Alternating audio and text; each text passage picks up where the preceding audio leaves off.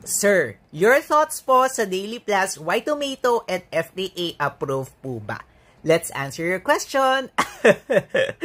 Dito nga po sa Pilipinas, wala pong such thing as FDA approved. Meron lamang po tayong FDA registered and FDA notified para sa mga produkto. Ito nga pong mga food supplement under po ito ng registration. I-check nga natin mga kamuka.